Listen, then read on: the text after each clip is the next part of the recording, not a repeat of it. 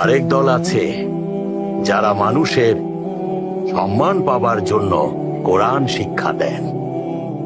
ওরা যদি আল্লাহর সন্তুষ্টির জন্য কাজটা না করে নিজেকে আলেম প্রমাণ করতে, মানুষের প্রশংসা কুড়াতে সবাইকে কোরআন হাদিস শোনায়, তবে ওরাও গুনাহগার। এটাও বড় গুনাহ। ওসব মানুষদেরও কিয়ামতের দিন সবার আগে জাহান্নামে পাঠাবে।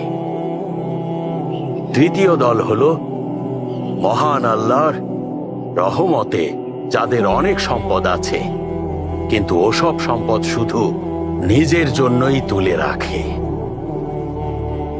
আল্লাহর পথে যখন যাদের সম্পদ চাওয়া হয়, ওরা তখন বলে, আমার এ সম্পদ শুধু গরিব মানুষের, যদি দরকার হয় বিলিয়ে দিতে রাজি আছি।